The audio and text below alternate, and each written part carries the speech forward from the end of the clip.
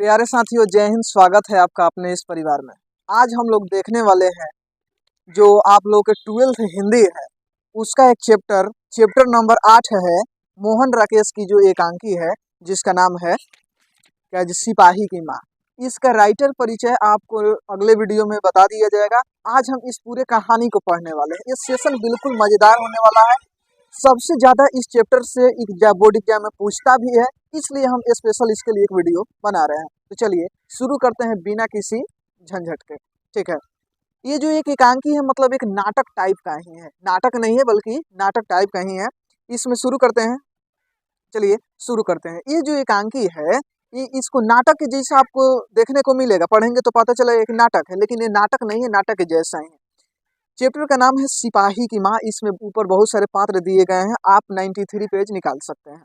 आप किताब सामने रखेंगे, इस हमारे ऑडियो वीडियो को सुनेंगे तो बहुत ज़्यादा समझ में आएगा। शुरू करते हैं। इसमें चैप्टर में जो पात्र है विष्णु है, मुन्नी है, कुंती, दीनू। इसमें 2 लड़कियां हैं, मानक है और एक सिपाही। ये सब पात्र हैं। देखिए शुरू होता है एकांकी। कुछ देर आपको समझने में थोड़ा वेट लगेगा, लेकिन कोई दिक्कत ना है। देहात के घर का आंगन अंधेरा सा और सिलदार आंगन के बीचों बीच एक खस्तहाल चरपाई पड़ी है। मतलब कि एक टूटी फूटी अवस्था में एक चरपाई पड़ी है। जो नाटक कहीं पे शुरू होता है तो आप देखते हैं कि शुरुआती का जो सीन होता है कुछ गरीबी अवस्था का दिखाया जाता है ना, तो इस टाइप से होता है। एक और वैसी ही चरपाई दीवार के साथ पड़ी है। एक चरपाई टूटी हुई यहाँ भी रखी है और एक दीवार के साथ भी लगाई गई है। दाएं कोनों में 2-3 मिट्टी के हंडिया पड़ी है, जो हाड़ी बोलते हैं आम देहात में। ठीक है, 2-3 हाड़ियां भी पड़ी है। सामने एक लकड़ी का टूटा दरवाजा है जो घर के अंदर खुलता है। दरवाजे पर एक अंगोछा और चरपाई पर एक फटी हुई धोती सूख रही है। बाईं ओर बाहर जाने का रास्ता है जिसमें किवाड़ नहीं है। ये सब अभी जो है कि एकांकी शुरू हो रहा है। ठीक है। पर्दा उठने पर विष्णु चरपाई के पास मोढ़े पर बैठकर चरखे पर सूत काटती दिखाई देती है। अब जो पर्दा गिरता है, सॉरी, पर्दा उठता है, नाटक होने का मतलब कि नाटक की शुरुआत होती है। उसमें एक है विष्णु। आपको दिखाया जाएगा कि आखिर विष्णु से क्या इस नाटक में इसका रोल है, एकांकी में क्या रोल है इसका। ठीक है। अब पर्दा उठने पर विष्णु चरपाई के साथ मोढ़े पर बैठकर चरखे पर सूत काटती दिखाई देती है। पर्दा उठता है और जो विष्णु है वो चरखे से सूत काटती हुई दिखाई देती है। उसके चेहरे पर झुर्रियाँ पड़ी हुई है। मतलब कि ये जो उसका चेहरा है ना, झुर्रियाँ पड़ गया है। मतलब कि जो अवस्था, बूढ़ा अवस्था आ जाता है वैसे हो गया है इनका चेहरा। बाल सफेद हो चुके हैं, जो इनकी बाल है वो सफेद हो चुकी हैं। मुन्नी उसकी 14 बरस की लड़की है। ठीक है, ये सबसे ज्यादा क्वेश्चन ऑब्जेक्टिव पूछने वाला आएगा कि मुन्नी कौन है। तो मुन्नी विष्णु की एक लड़की है और मुन्नी की उम्र कितनी है? 14 वर्ष। चैट सेक्शन में लिखिए मुन्नी की उम्र कितनी है? 14 वर्ष। मुन्नी कौन है जी? उसकी विष्णु की लड़की है, बेटी है। बाहर की चौखट से सटकर खड़ी है और जो मुन्नी है बाहर की चौखट से सटकर ऐसे खड़ी है। कहानी पूरा समझ में आएगा, अब बने रहिए। और क्योंकि बोर्ड एग्जाम में बहुत ज्यादा पूछने वाला है इसलिए स्पेशल बनाया गया है। उसकी हरे रंग की सलवार कमीज बहुत मैली हो रही है। ठीक है, जो मुन्नी की हरे रंग की सलवार कमीज है वो मैल हो चुकी है। कुछ क्षण चरखे की आवाज और कबूतरों की गुटरगुट सुनाई देती है। बीच बीच में विष्णु घो थोड़ा सांस लेती है। ठीक है, विष्णु थोड़ा सांस लेती है, कुछ कुछ आवाजें सुनाई देती है। फिर घोड़ा गाड़ी के दूर से आने और रुकने का शब्द सुनाई देता है। ठीक है, उसके बाद में इतना जब होता ही रहता है तब घोड़ा गाड़ी आने को और रुकने का शब्द वहां पे सुनाई देता है। अब यहाँ से स्टार्ट होता है एकांकी। जितने भी उसमें पात्र आएंगे सबका मेन मतलब यहाँ से शुरू होने वाला है। अगर इसके पहले भी आप स्किप कर देंगे तो कोई दिक्कत नहीं है। यहाँ से मेन इसका शुरू होता है। देखिए मुन्नी पीछे की ओर मुड़कर उत्तेजित स्वर में, जैसे ही ये सब होता है मुन्नी पीछे मुड़ती है और उत्तेजित स्वर में मतलब ऊंचे स्वर में बोलती है, डाक गाड़ी आ गई माँ, मैं अभी चिट्ठी पूछ कर आती हूँ। और मुन्नी उत्साह भरी, ठीक है, लहजे में वहां से उठती है और बोलती है कि माँ डाक गाड़ी आ गई है, अब हम जा रहे हैं पूछने की चिट्ठी आई है या नहीं। मुन्नी बाहर चली जाती है। विष्णु आंखें मूंद कर हाथ जोड़ लेती है। ठीक है, जो मुन्नी है उसकी बेटी बाहर जाती है चिट्ठी के लिए और जो विष्णु है आंख मूंद कर ऐसे मतलब कि हाथ जोड़ लेती है। कबूतरों की गुटर गुस्वार पहले तेज होकर फिर मंद हो जाती है। विष्णु आंखें खोलकर दरवाजा की ओर देखती है। मुन्नी निराश और थकी सी लौट कर आती है। जब मुन्नी यहाँ से जाती है दौड़कर चिट्ठी लाने के लिए, लेकिन जब वहां से आती है तो बिल्कुल एक मुरझाई सी निराश लौट कर आ जाती है। विष्णु बोलती है, ठीक है, क्यों रे, डाक वाली गाड़ी ही थी? मतलब उसकी माँ पूछ रही है कि क्यों रे, क्यों उदास हो गई, डाक वाली गाड़ी ही न थी? मुन्नी बोलती है, हाँ डाक वाली गाड़ी ही थी, मुनि भी बोलती है क्या कि हाँ डाक वाली ही गाड़ी थी। घोड़ा गाड़ी के चलने और क्रमशः दूर हो जाने का शब्द सुनाई देता है, मतलब जो एक डाक गाड़ी ही आया था, लेकिन उसमें इनके घर का चिट्ठी आया था नहीं। अब जो दूसरे घर का चिट्ठी था वो जो डाक गाड़ी वाला दे करके चला जाता है तो उसकी स्वर सुनाई देती है। मुनि विष्णु के मोढ़े के पास फर्श पर बैठ जाती है, विष्णु के चेहरे रेखाएं गाढ़ी हो जाती है, मतलब कि जो विष्णु है और ज्यादा सैड हो जाती है। आगे देखिए होता क्या है।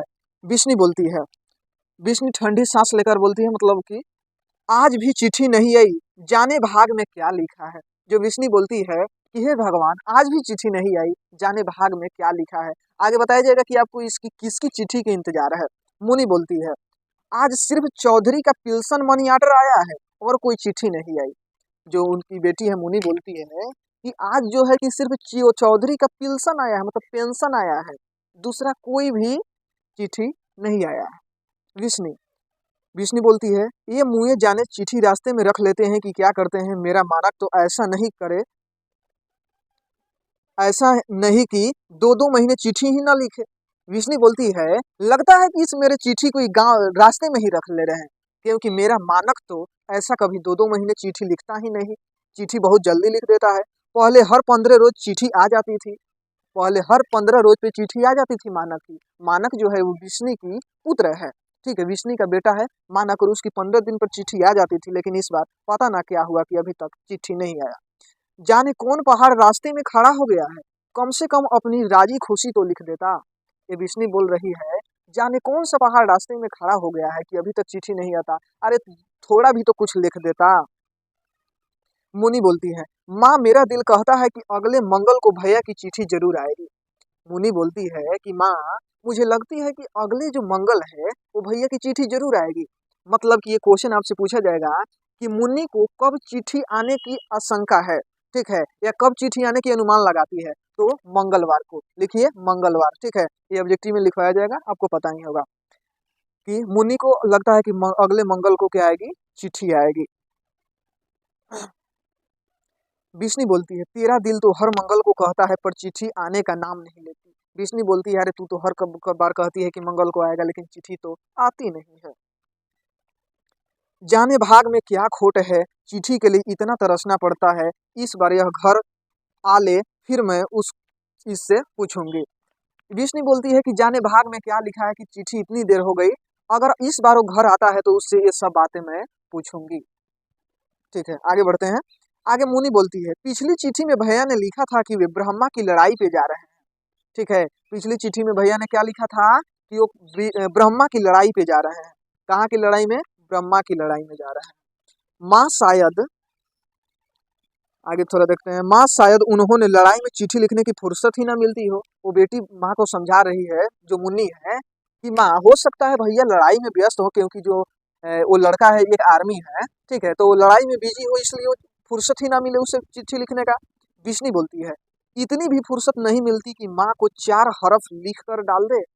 इतना भी वो बिजी हो गया है कि 4 हरफ मतलब 4 शब्द, ठीक है, उसको मानते हैं कि ज्यादा व्यस्त रह रहा है तो कम से कम 4 शब्द भी तो लिख के डाल दे। 4 शब्द कहने का अर्थ है कि थोड़ा बहुत अपने बारे में बता कर भेज दे। उसे यह नहीं पता कि मेरी चिट्ठी आती तो माँ के कलेजे में जान पड़ती है। एक माँ के लिए जो बेटे के प्रति कितना प्रेम होता है इसको दिखाया जा रहा है इसमें। माँ के 2-4 कौन है जिनके सहारे वह प्राण लेकर बैठी रहेगी, न दीदे तो यह बात तो सोचनी चाहिए। ठीक है, माँ बता रही है कि मुझे कौन 2-4 गो है, वही तो अकेला है मानक, और वो भी ऐसे कर रहा है, चिट्ठी नहीं लिख रहा है, हम किसके सहारे जिएंगे। मुनी बोलती है तुम फिक्र क्यों करती हो माँ, देख लेना अगले मंगल को चिट्ठी जरूर आएगी। ठीक है, जो मुनी बोलती है कि माँ तू टेंशन क्यों लेती हो, तुम चिंता क्यों लेती हो, अगले मंगलवार को चिट्ठी जरूर आएगी। 1 मिनट, इसको देखना पड़ रहा है क्योंकि ये चार्ज कम है थोड़ा, कभी भी ऑफ हो सकता है, हम चिल्लाते रह जाएंगे और ये बंद हो जाएगा, रिकॉर्ड होगा ही नहीं, इसलिए देख रहे हैं। चलिए आगे बढ़ते हैं हम। मुनि फिर बोलती है तुम फिक्र करती हो, हाँ ठीक है आएगी। कुछ क्षण निशब्द विष्णु मुनि को घुटने से हटाकर चरखा चलाने, मतलब ये सब कुछ देर बतियाने के बाद वो चरखा फिर चलाने लगती है जैसे शुरुआत में दिखाया गया था। मुनि बोलती है, मुनि धोती तह करते हुए बीच में रुकर ब्रह्मा यहाँ से कितनी दूर है माँ। अब मुनि बोलती है वहां से, ठीक है, कि माँ ब्रह्मा यहाँ से कितनी दूर है, क्योंकि भैया ने बोला था कि ब्रह्मा की लड़ाई पे वो जा रहे हैं, तो आखिर यहाँ से कितनी दूर है ब्रह्मा। बिस्नी, चौधरी कहता था कई 100 कोस दूर हैं, जाने चौधरी को भी पता है या नहीं।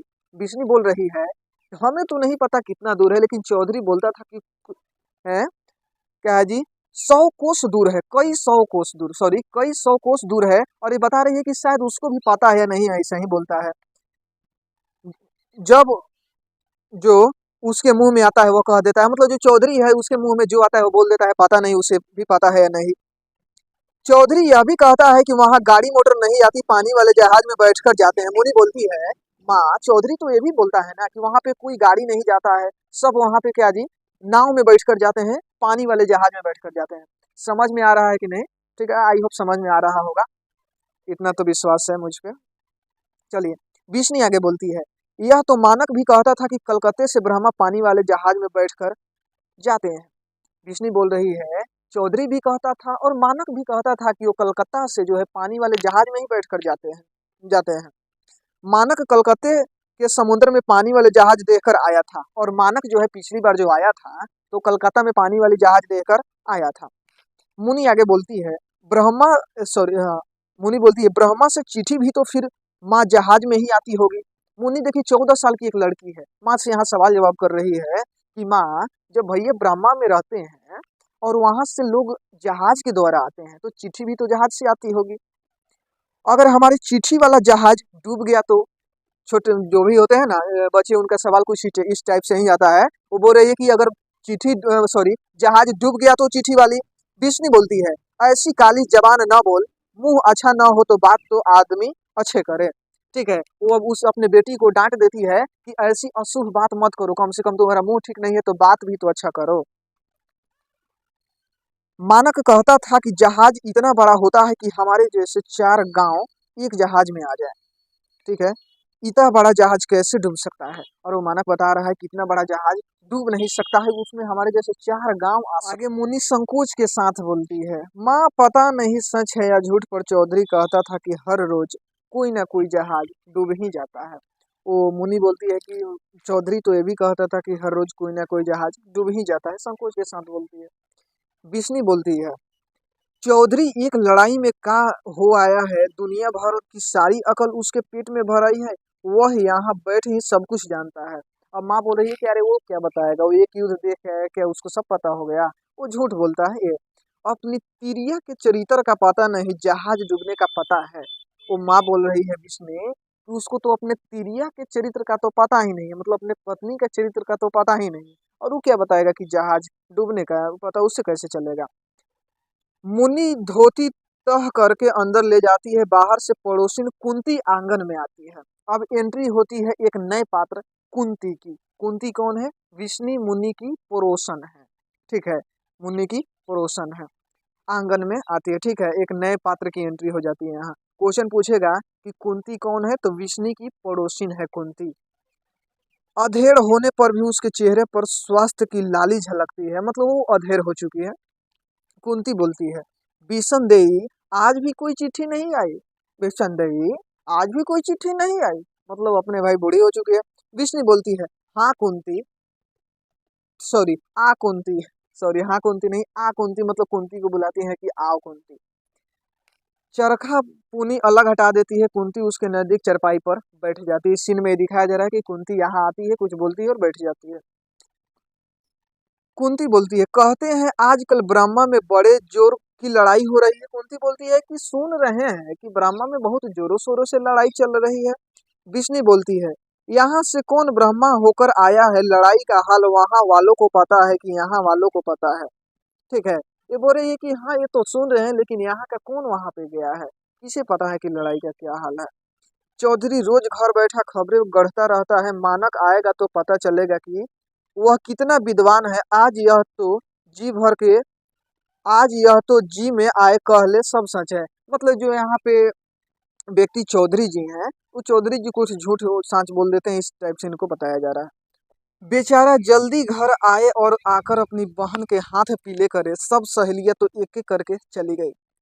कोई भी आस पड़ोस की गांव, घर गांव देहात में कुछ दादी चाची औरत जो होती है वो इसी टाइप की होती है कि एक दूसरे के घर में जाना, इस टाइप से कुछ, जिसमें बोलती है कि इसके बहन के हाथ पीले करना मतलब यदि मानक आ जाता तो अपनी बहन का शादी करा देता।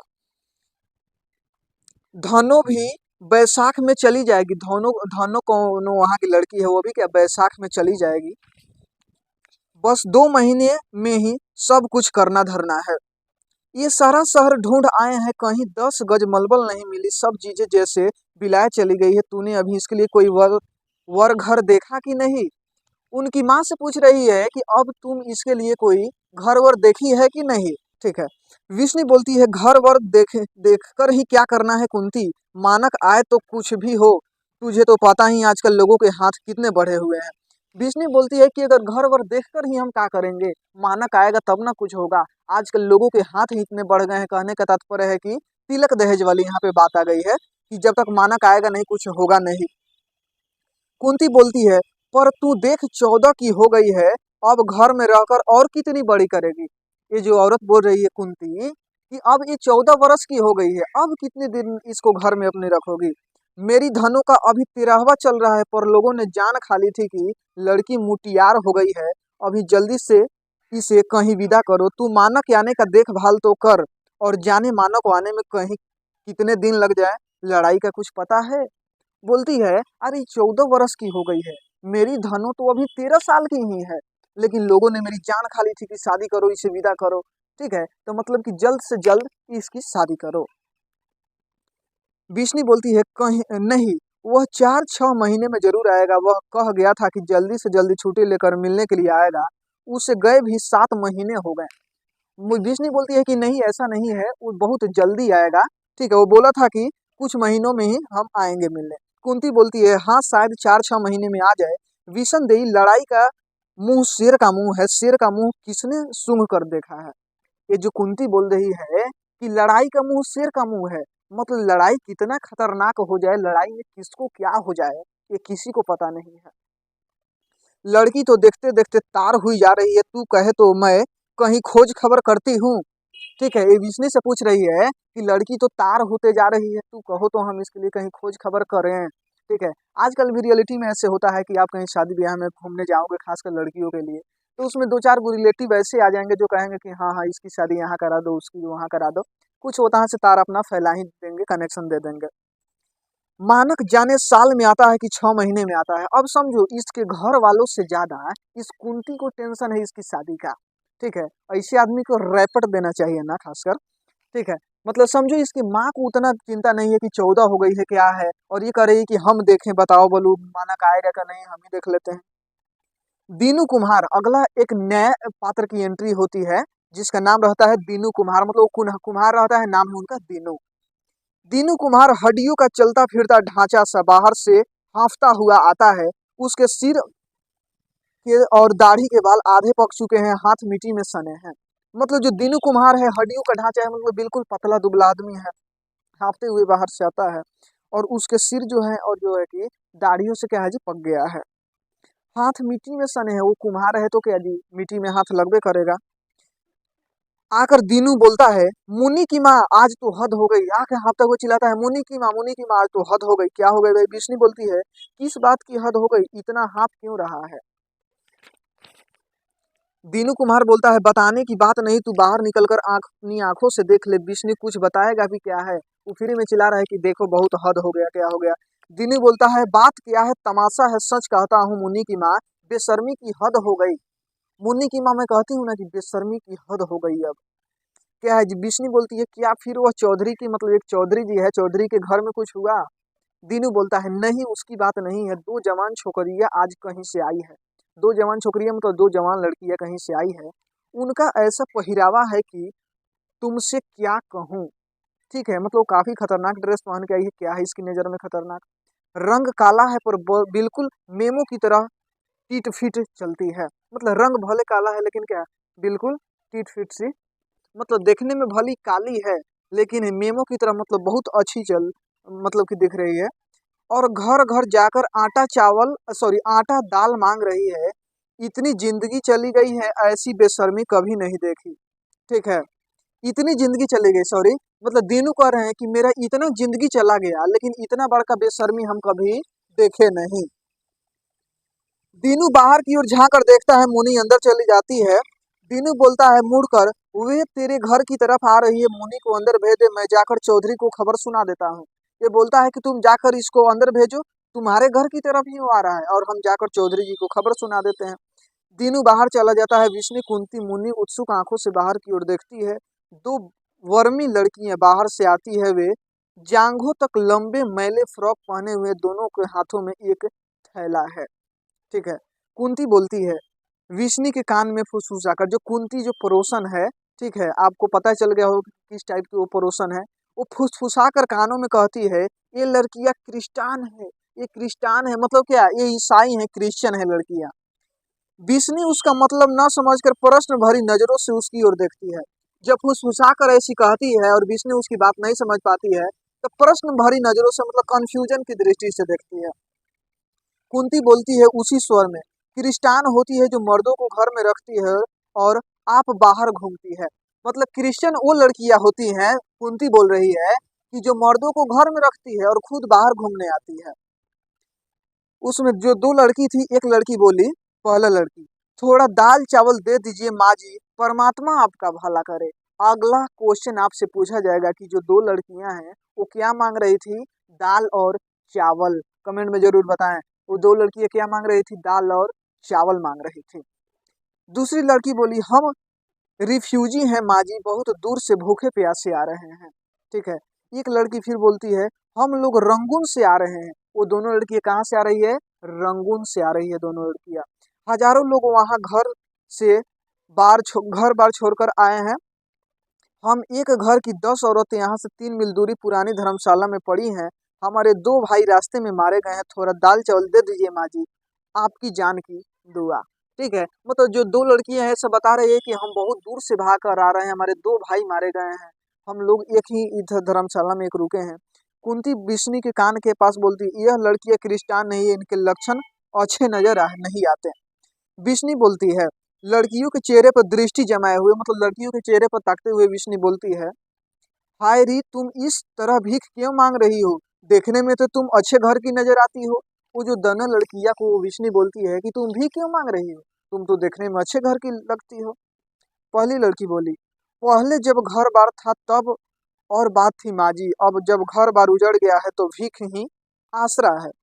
जापानी जहाजों ने बम मारकर सारा जहाज उड़ा दिया है, रोज वहाँ गोलीबारी होती है। यहाँ तो आप लोग स्वर्ग में रहते हैं माँ जी, आप तो यहाँ स्वर्ग में रह रहे हैं, लेकिन हम लोग उस संकट को देखे हैं।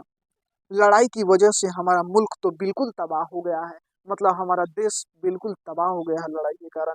फौज छोड़कर और कोई वहां नहीं है माँ जी। बोल रही है दोनों लड़कियां कि माँ जी हमारे देश में सिर्फ फौज ही है, उसके अलावा कोई नहीं है, देश मेरा तबाह हो चुका है। मुनी बोलती है जरा आगे आकर, मतलब मुनी आगे थोड़ा बढ़ती है और बोलती है, क्या बोलती है, माँ यह कहती है इसके मुल्क में बहुत लड़ाई होती, इससे पूछो ब्रह्मा इनके मुल्क से कितनी दूर है। ठीक है। मतलब जो मुनि रहती है वो जब ये सुनती है कि मतलब लड़ाई हो रही है तो सुन बोलती है कि माँ पूछो तो यहाँ से ब्रह्मा कितनी दूर है इसके घर से। दूसरी लड़की हमारे मुल्क का नाम ही वर्मा है बहन जी। अब जो लड़कियां होती है इसकी मुनि की बातों को सुन लेती है और बोलती है माँ जी, बहन जी, हमारे ही मुल्क का नाम है वर्मा, हमारा शहर रंगून वर्मा में ही है। विष्णु और मोनू तुम लोग ब्रह्मा से हो एक साथ, मतलब ये लोग औचक्के हो जाते हैं। विष्णु और मुनि दोनों बोलते हैं कि तुम ब्रह्मा से हो। ठीक है, इस टाइप से। पहली लड़की बोली हाँ माँ जी, हम वर्मा से आए हैं, वहाँ रहने वाले हजारों लाखों लोगों की जाने चली गई हैं। मतलब वर्मा में ही लड़ाई हो रही है जहाँ पे इनका पुत्र गया है।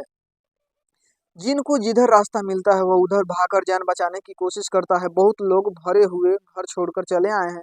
माँ जी आज हम लोग आप लोगों के ही आश्रय हैं, जो कुछ थोड़ा बहुत आप लोगों के घर में मिल जाता है उसी से। माँ जी हम लोग यहाँ पे भाग के आए हैं, आप ही लोग के सहारे जीते हैं माँ जी, जो कुछ होता है आप दे दीजिए माँ जी, आप ही लोग के सहारे जीना है। अभी इस कहानी में मतलब एकांकी में अभी बहुत कुछ बाकी है। आगे जितना भी हम्म, क्लास को ज्यादा लंबा ना करते हुए इतना ही देर के रखते हुए आगे का सेशन कल चलाया जाएगा। ठीक है। इसके जो अगला सेशन का लिंक डिस्क्रिप्शन में मिल जाएगा, आप वहां से डायरेक्ट जा सकते हैं। चैनल को सब्सक्राइब कीजिए। हम देखिए कभी भी अभी इसके पहले सब्सक्राइब लाइक शेयर के लिए बोले नहीं है। यदि हम आपको हमारा जो काम है तरीका है अच्छा लगता है तो आप शेयर जरूर कर रहे, अगर ऐसा नहीं लगता है तो बिल्कुल शेयर नहीं करें। ठीक है। तो चलिए मिलते हैं नेक्स्ट क्लास में, तब तक के लिए जय हिंद।